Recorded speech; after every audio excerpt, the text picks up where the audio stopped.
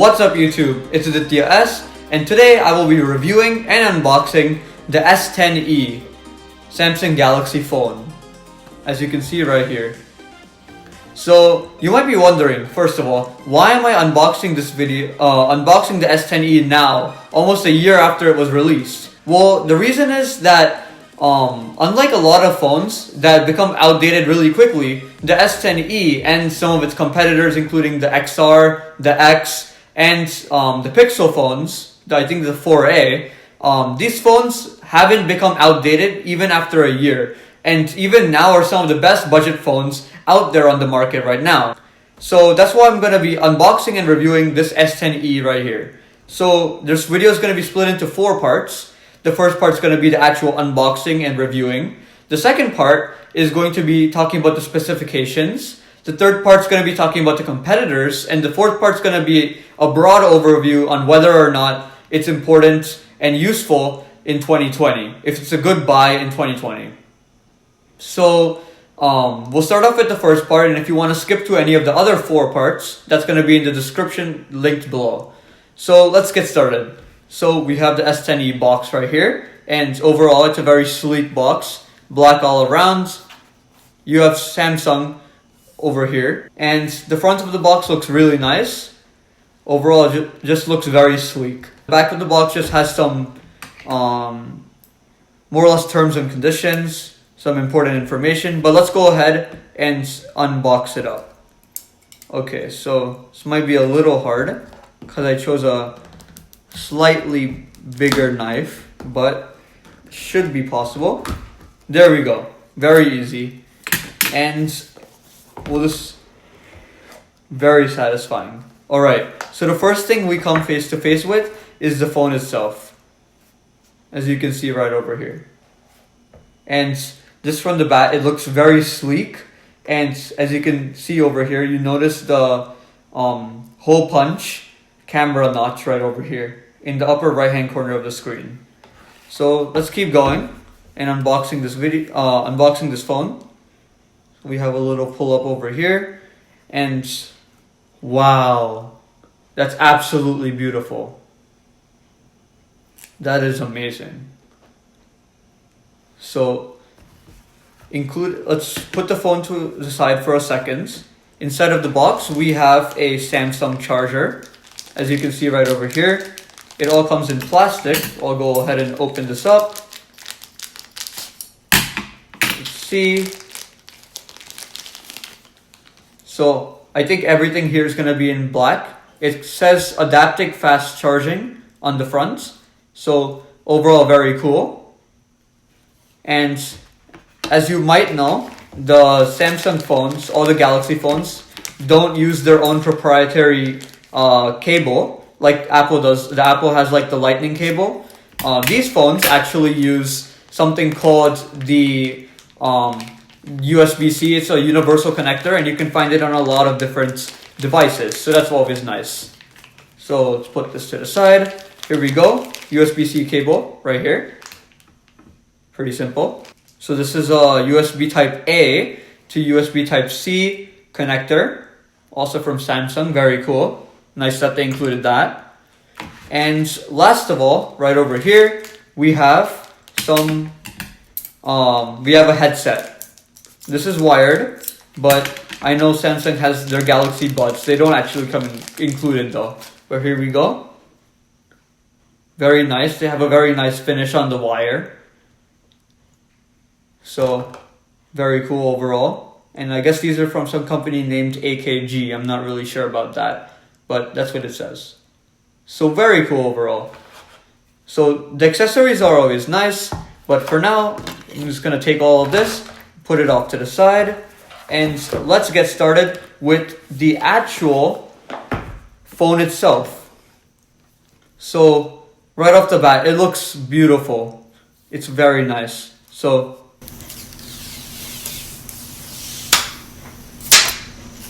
that's very satisfying. Alright, so as you can see here we have the phone, and overall it just looks extremely sleek. You have the rounded edges over here, almost the entire screen, the screen to body ratio must be insane on this, but almost the entire flat surface of this is screen, and it's actually an AMOLED screen, so that's even better. It's one of the really high quality Samsung screens. Looking around the side, I believe this is the power button, and it also duals in as a fingerprint reader. One of the common gripes about the phone is that this fingerprint reader, let's say I'm righty, it's pretty easy for me to use it. I can just click right over here. It's a little hard to show you, but I can just click right over here. But let's say I am lefty, I have to use my index finger then. So it's a little hard to show this camera, but if I'm lefty, I do have to use my index finger and I can't use my thumbprint for the fingerprint sensor. And it also has Face ID, although I believe it's not up to the par that Apple's Face ID is. We have the volume button here, we have another button over here, and at the bottom, we have the USB-C connector. So overall, very cool.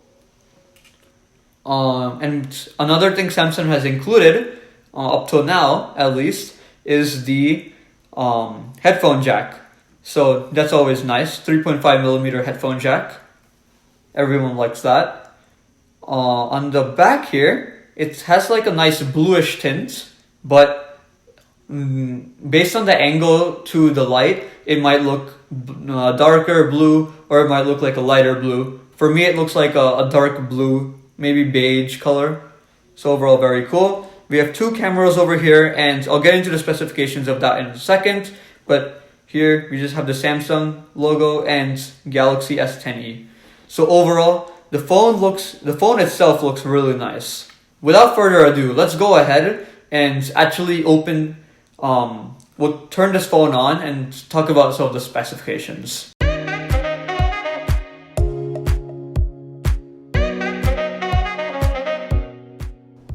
Alright, now that we've had a look at unboxing and actually had a look at this amazing phone, as you can see right here, let's go ahead and delve deeper into the actual specs of the phone so that we are able to figure out if it's worth it to buy in 2020, as well as to figure out if there's better competitors and alternates to getting this phone. Because it did release a year ago, and we have to look at the specs to figure out if it's still worth its initial price. First, having a look at the display, the display type and resolution is a 5.8-inch AMOLED, 2280 by 1080 pixels, and it has a pixel density of 438 pixels per inch. It does not have a curved screen, unlike a lot of other Samsung Galaxy phones, including all of the other Samsung Galaxy 10s. The 10e, however, this phone does not have a curved screen. Some technical information includes the weight. At a very light 150 grams or 5.3 ounces, you can hardly feel the phone in your hands. The software it's running is going to be Android 9.0 with Samsung One UI. The processor it has is the latest Qualcomm Snapdragon 855, and you can get it in two versions of storage and RAM: 128GB or 256GB storage, or 6GB or 8GB RAM. You can get it in an assortment of colors, including, as you can see on the screen right now, white, black, pink, or blue. Next, having a look at the camera. The camera is a 12 megapixel wide angle camera, and it has a 16 megapixel ultra wide camera as well. It can capture video at 4K, and the front facing camera is a 10 megapixel camera. Some battery improvements from the last generation of Samsung Galaxy phones are as follows.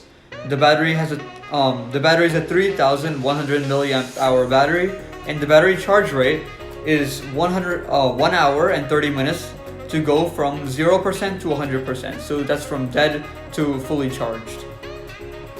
Some special features include the fact that Samsung has decided to keep the headphone jack on this generation of the Samsung Galaxy, and the fingerprint sensor, unlike on the S9, which was next to the camera bump, is actually going to be on the power button. Some special features also include the wireless power share, where you can use your Samsung Galaxy S10e in order to power any other device that uses wireless charging, so you can provide power to your iPhone or any other device. the retail price as of August 9, 2020 is $700 on Amazon from Samsung itself.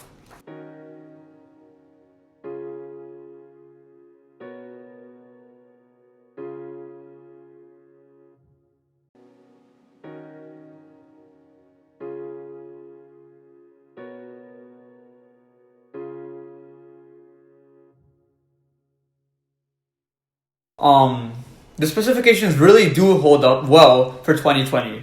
Next, we'll have a look at some of the competitors of the Samsung Galaxy S10e, as you can see right here, and we'll see if those competitors, including the Pixel 4a, including, I believe, one of the Huawei phones, one of their mid-budget phones, really stand up to the S10e in today's regard.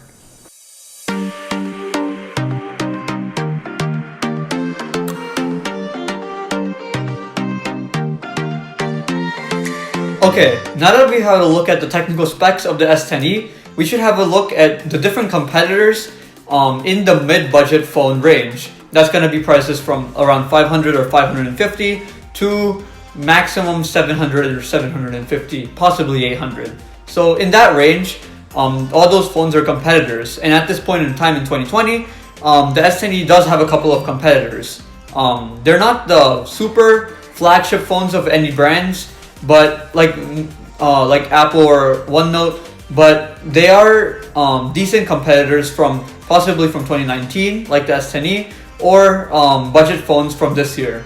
So first, let's have a look at the iPhone 11. The iPhone 11 does come at $700 as well, which is the same starting price right now of the Samsung Galaxy S10e. And unfortunately for the Samsung fans, it does have better specs technically.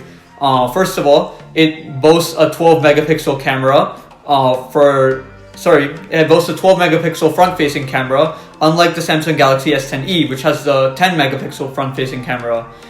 They both do perform somewhat well in low light, but when compared, the night photos taken by the Samsung Galaxy S10e are way worse than the night photos taken by the Apple 11.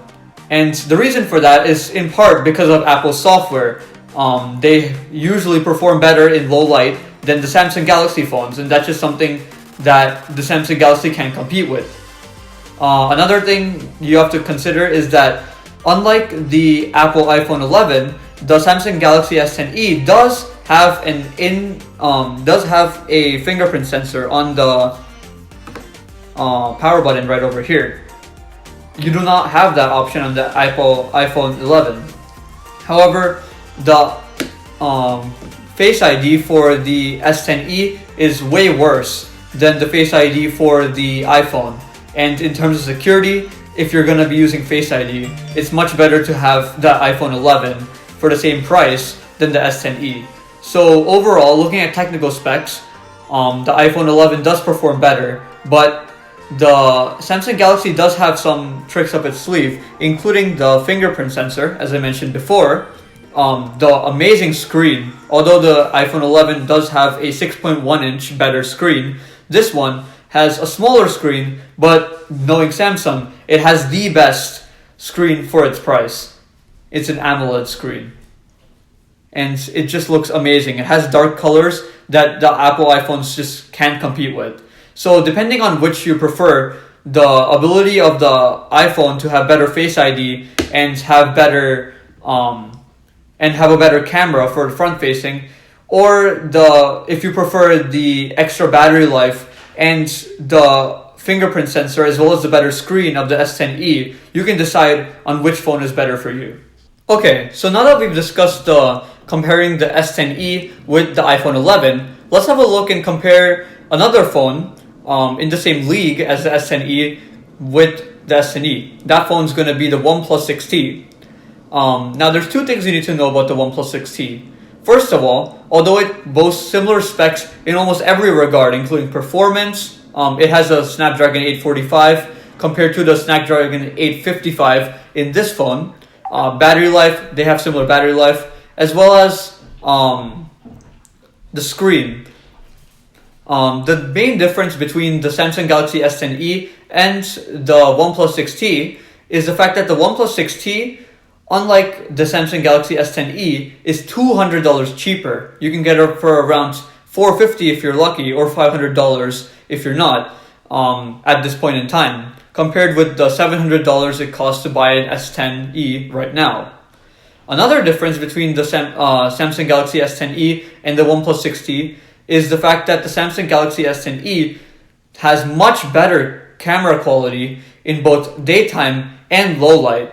That means that basically by buying the S10e over the OnePlus 6T, what you're paying for, first of all, is a better screen. Second is the much better camera quality. Is the much better camera quality in both daytime and nighttime, as well as a better screen, worth $200 for a mid-tier budget phone? That's a question for you as the purchaser to decide. Okay, so the last one we'll be comparing the Samsung Galaxy S10e to is actually the Samsung Galaxy S10. That's one model, that's the same generation of Samsung Galaxy phone, except it's one model up. Now the Samsung Galaxy S10 you can get on Amazon or Best Buy for around $800 to $850. So it's around $100 to $150 more than the Samsung Galaxy S10e. And although it has better battery life, it has I believe it's a 3,400 milliamp hour battery compared with the 3,100 milliamp hour battery of the Samsung Galaxy S10e. The one major difference between the S10 and the S10e is that the S10 has 3 cameras. This one has an ultra-wide and a regular camera, but the Samsung Galaxy S10 also boasts the 3rd camera. That's going to be the telephoto camera. And depending on your preference and how many photos you're going to be taking, the question you have to ask right now is $100 or $150 worth another camera? And is it worth a telephoto camera to you if you're going to be buying the S10e? And by checking your answer on that question, you can decide if you should be buying an S10e or an S10 in 2020. So those are the 3 competitors. You got the S10 compared with the S10e, you got the iPhone 11 compared with the S10e, and the OnePlus 6T compared with the S10e. And in terms of specs, the iPhone beats out all of them. But in terms of affordability, the OnePlus beats out all of them.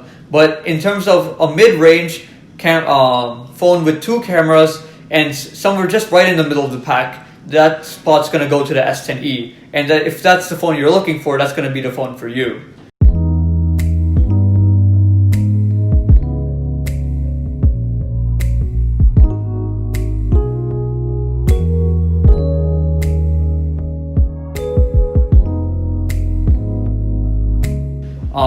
So first of all, as I've said, we're going to discuss the if this phone, the Samsung Galaxy S10e, is worth it in 2020. And in my honest opinion, it is not worth it in 2020. For just $100 more, you can get the Samsung Galaxy S10, which gives you basically everything from the S10e for $100 more plus a telephoto camera. Or you can go for a budget option with the OnePlus series. So being in the middle of the pack, as I mentioned, the S10e doesn't really stand out, and it won't give you any of the extra features in 2020. So for a budget phone for 2020, my recommendation would be the iPhone 11 if you want the highest specs, or if you want to stick with the Samsung ecosystem, you can go with the S10. And for a budget phone, you can go with the OnePlus 6T. But just being in the middle of the pack, the S10e doesn't really stand out against the other Samsung phones and the budget phones of OnePlus. So in my honest opinion, even though this is an amazing phone, the sad part is that you can get better deals and overall a better experience with other Samsung phones for just $100 or $200 more. So that's my honest opinion on the S10e. I hope you liked this video, and if you did, please give it a thumbs up, and please subscribe to my channel, and thanks for watching.